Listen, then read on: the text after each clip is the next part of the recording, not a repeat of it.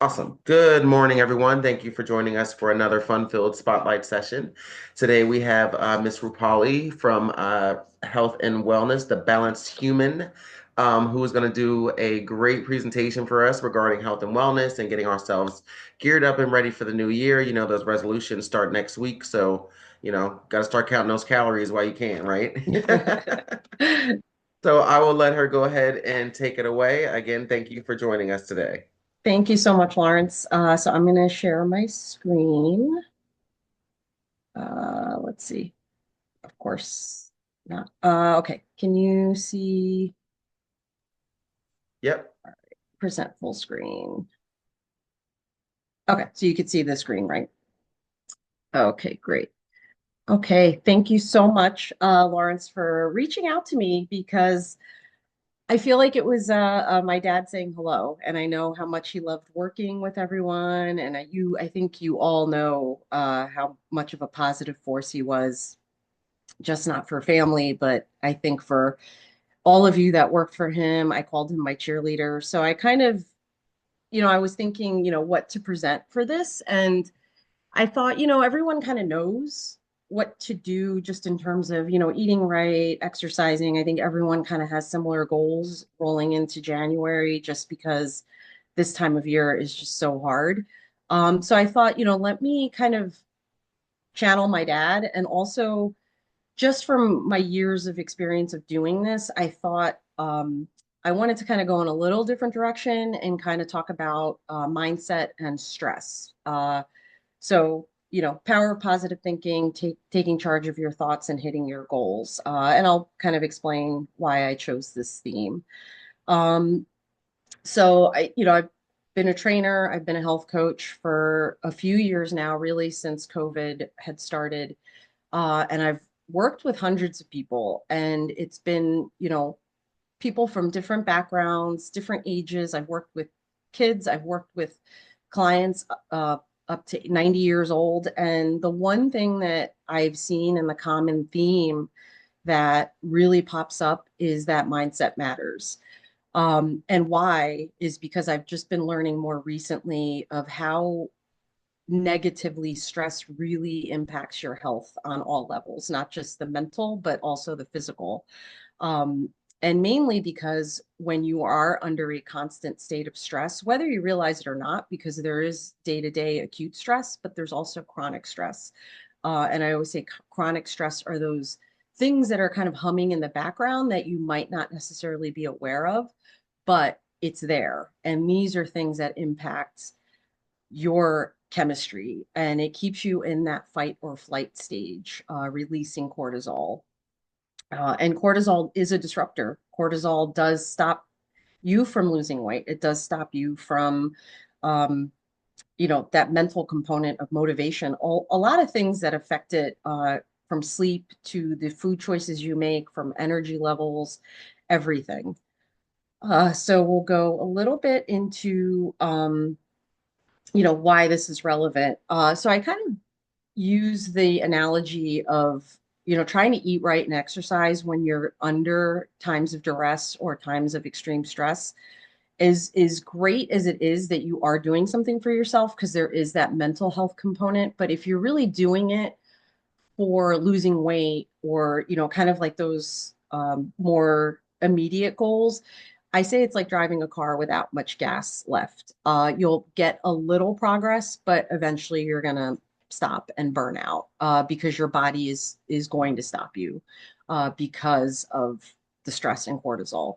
Um, so I think mindset is a key, and mindset work is practice. It's like any other skill or exercise that you're doing. It's something that has to be practiced daily and as often as possible because it's work. It's work to kind of reverse negative thoughts. It's work to reverse stress in your life. And, we all have moments and events that can kind of consume us. So, negative will always kind of overpower positive. That's just how our brains operate. You could have 10 great things happen to you, but you might just zone in on one negative thing that kind of derails progress. Um, so just, I could share these slides too, Lauren, so I don't have to necessarily review everything, but, you're more than welcome to share this with the rest of your team.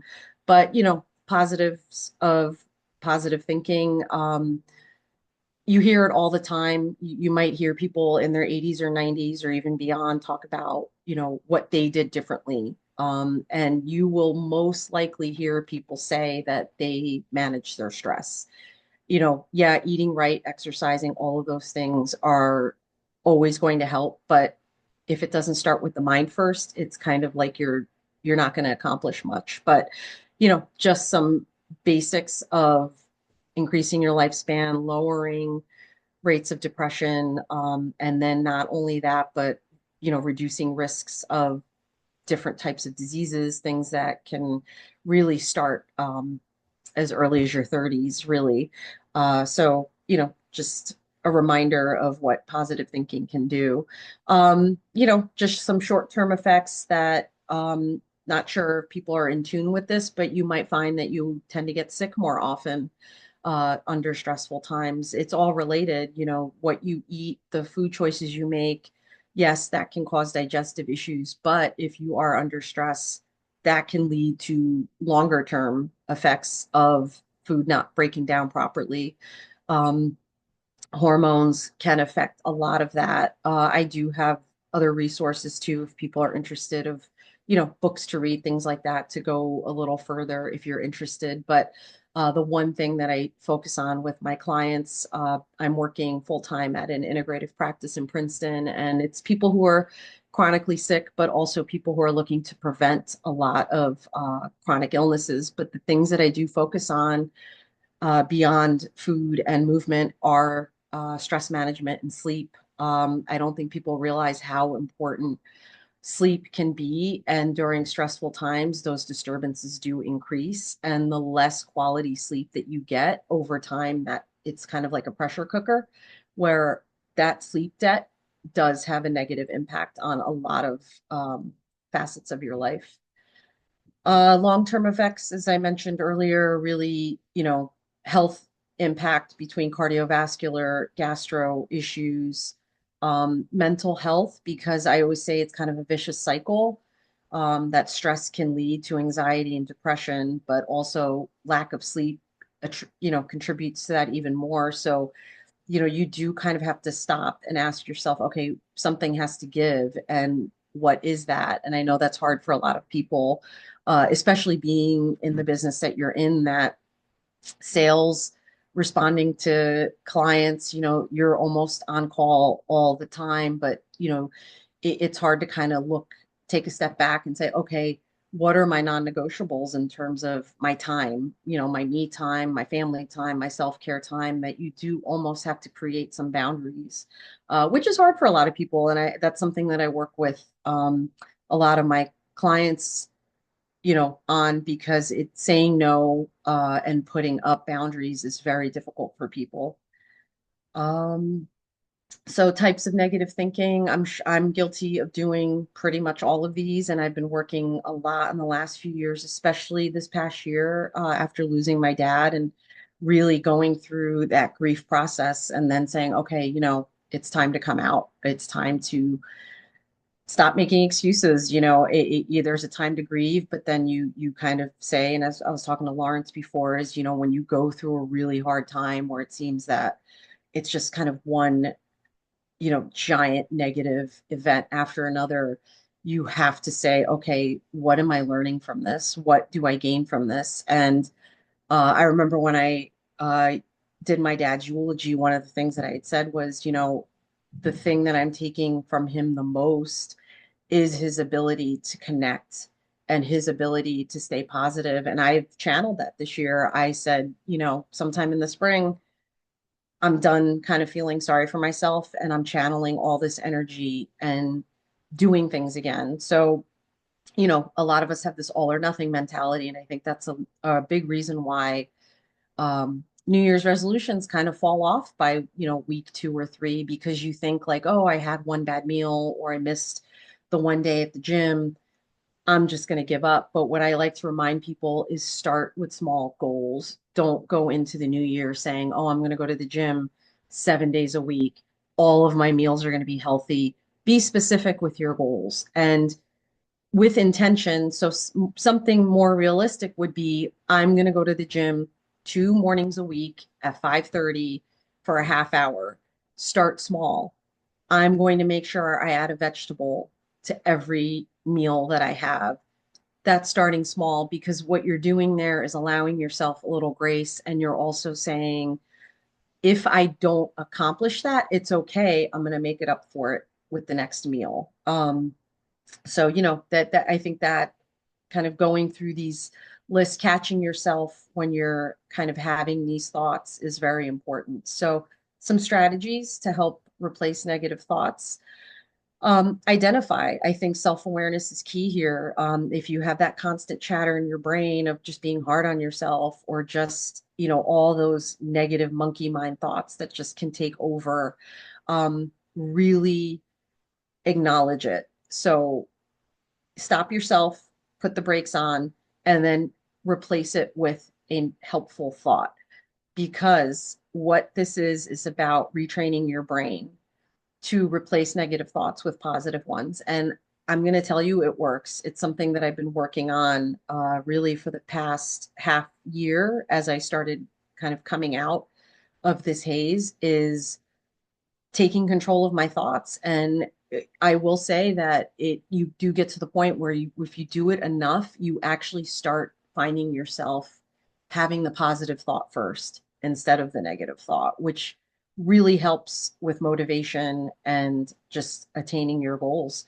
Um, so as I mentioned, making your action plan realistic, doable, specific, and flexible. So we call them SMART goals, and I'm sure many of you have heard that is making sure that it's specific, measurable, attainable, realistic, and time sensitive. So whenever you're making a goal, like, something like, I want to lower my cholesterol this year, too vague, right? So you would say something like, I would like to drop my cholesterol by 20 points in 3 months, and I'm going to measure that by getting blood work. It's really helpful in making things achievable because that way how you're not as hard on yourself when something doesn't get accomplished. Um, and then the one question that I do ask a lot of people, and I've asked myself this, is how is this negative thinking serving me so far? And I think that's a really powerful question of saying, how is this helping me if I'm hard on myself all the time? And if I'm always kind of berating myself, am I helping myself or am I hurting myself? I'm hurting myself. So having that dialogue in your head of constantly stopping yourself, being in tune with what you're feeling, how your body is feeling, these can be really helpful things in reversing those negative thought patterns because they do pop up. We're human. And another question I ask is, would you talk to a loved one the way you talk to yourself? I know that's a hard one. If your child or your spouse or partner or friend came to you and said, really horrible things that they're a failure because they can't accomplish things, how would you talk to this person? So I always challenge people to say, I'd like you to talk to yourself how you would talk to a loved one. So just kind of what I like to always end with is instead of asking yourself, what's the matter with me in a negative way, instead ask yourself, what matters most to me? I find that when goals and plans don't align with your core values and what matters to you the most. So if you're prioritizing, family, health, business, you do need to kind of look at what are your non-negotiables and say, okay, you know what? My self-care really matters to me this year. And I'm going to make sure that no matter what, I'm taking at least 10 to 15 minutes each day doing something that works for me. And the goal there would be to expand and grow on that over time.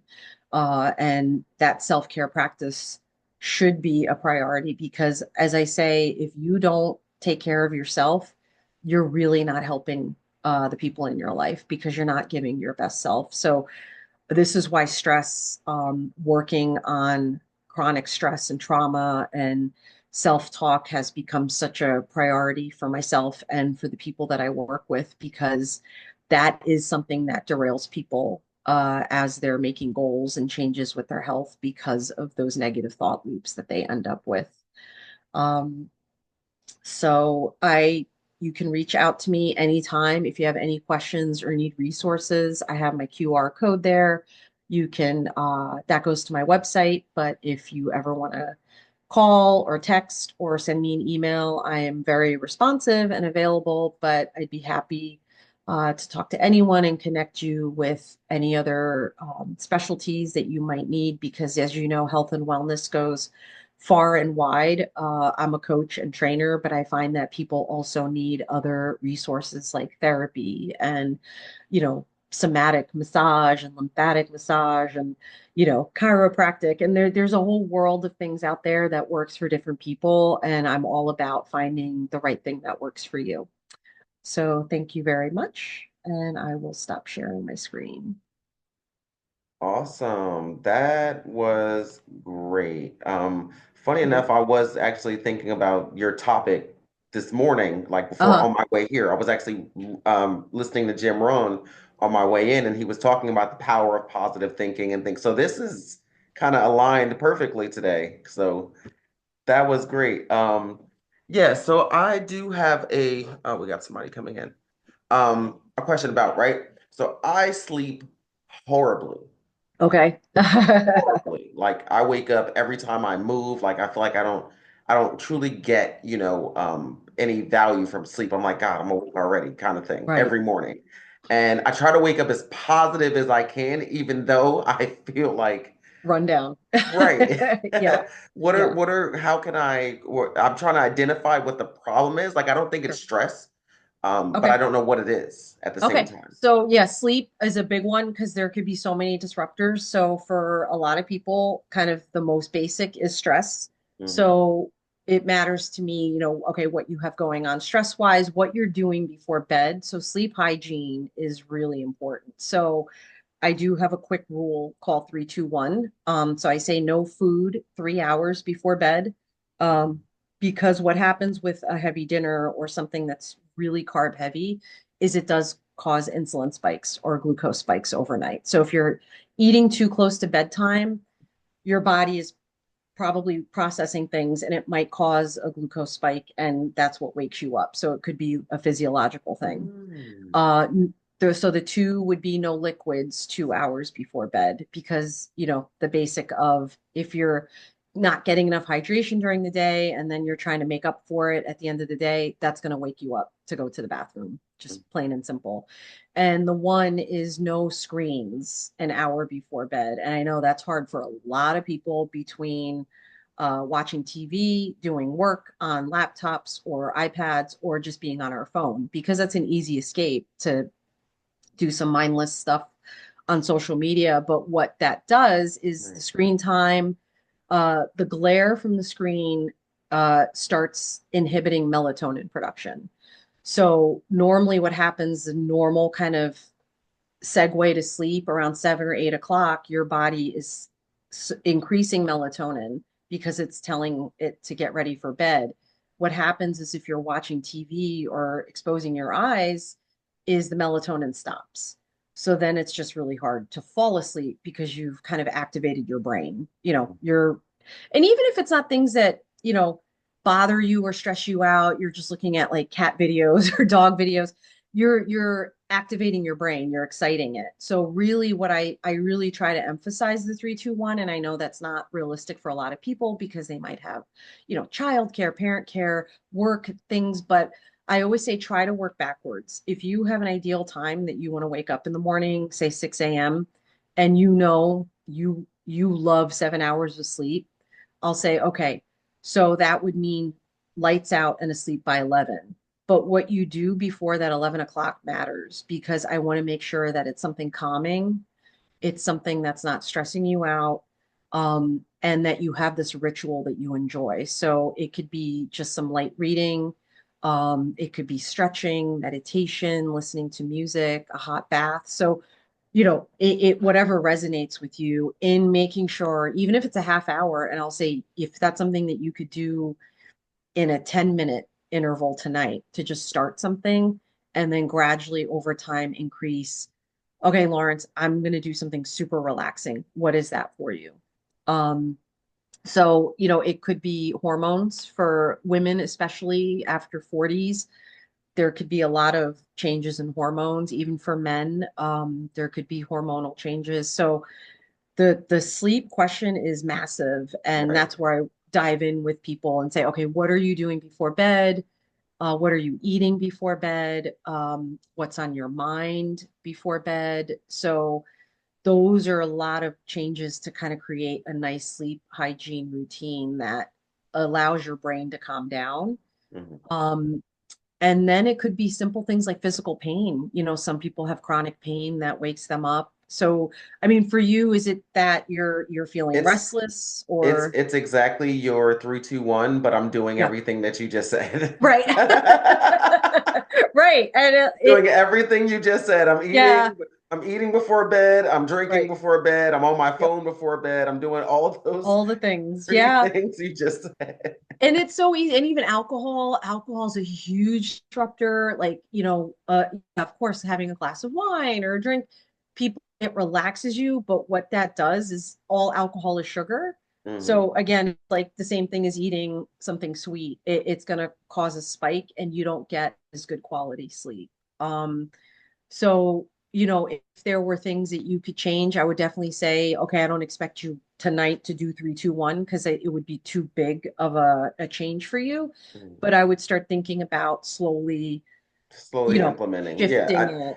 I Yeah. agree. I agree. Because that's definitely would help. But also I'm an extremely light sleeper. Hmm. Like extremely light. Like I just, every time I move, I Everything. wake up. It's, Okay. one of Yeah. those situations. That could be a lot of things. It could be the temperature in your room. They say try to keep it cool, because the Yeah. cooler the room is, the better your body temperature will be regulated. It could be light. So even, things that help are blackout curtains, making sure that any source of light is kind of taped up because Mhm. that disrupts. So, if an eye mask helps, great. A pillow, honestly, for me, I struggled for years and I couldn't figure it out. And I ended up getting a cervical pillow that supports my neck and shoulders. And I've been sleeping better since that. Mhm. Noise, I use a white noise app that kind of drowns out any noise. So, I do that too. yeah, it's kind of it's Yeah. frustrating because you kind of have to play around with different things. Yeah. Um, and I would say if you're going to change things, just do one thing at a time. Because if you come in and say, "Oh, I'm doing everything tonight," you're just going to be like, "Okay, what did I just do?" You'll be very kind of surprised. So, Yeah. I would say if anything, if you think the food thing is an easy switch to kind of cut that off or say, I'm going to take 10 minutes to just do some deep breathing or listen Mhm. to something like a gratitude, you mentioned you do gratitude, simple things like that that put your headspace in a really positive place before bedtime. Okay. Because I like the phrase you used about it, sleep hygiene. I've never heard Yep. that before. Sleep That's hygiene. Yeah. actually a very impactful one. I haven't heard that. So I'm gonna Yeah. work on my sleep hygiene. That's Sleep my hygiene. Yeah, I like Yeah. that. Do you guys And have any questions for mhm. her while she's still here? Liz, I know you came in a little bit later, but I have a really great presentation that I'm going to share with all of you once we get off of here. Rupali, can you share the name of your cervical pillow? Because I have an issue with Yes. my pillow too. Yes, I'm gonna look, I got it on Amazon. I will look, you know what? I'm gonna look right now. Or I could email it to Lawrence if that's okay. Yes, yes, that's Okay, fine. yeah, yeah. Yeah. Yeah, and that's kind of a journey too. It's like a mattress, right? It's such simple things sometimes that you don't realize, but I was waking up with headaches. I was waking up with shoulder pain. Mhm. The other thing that I did get was a mouth guard, because I'm a teeth grinder, Mhm. and the grinding was worse when I was under a lot of stress. So you don't realize that's why it always comes back to stress is you don't realize how much your body is tensing. And I was tensing my mouth and I'd wake up with headaches. So ever since I got the mouth guard, I like all these improvements started. The one thing I do is I use a Fitbit, mostly for like heart rate and activity, but I also use it to track my sleep. It is not 100% accurate, but I always say it's a helpful tool, seeing your patterns, seeing how much deep sleep you're getting, how much rapid eye movement, because that deep and rapid eye movement is what helps restore your brain on a nightly basis. So if you're not getting quality sleep, it will have impact on your brain. I mean, they're saying even now with poor sleep, it's linked to dementia. There's a lot of stuff coming out with brain research. So I'm such an advocate for stress management and sleep because I feel like those are almost more important than food and exercise. And food and exercise are very important, but sleep and stress are to me the drivers of all of that. Mhm. Massive. Yeah, thank you. I would agree. Liz, you have a question? No, I'm good. This is good information. Oh, okay. Absolutely. Thank you. You're welcome.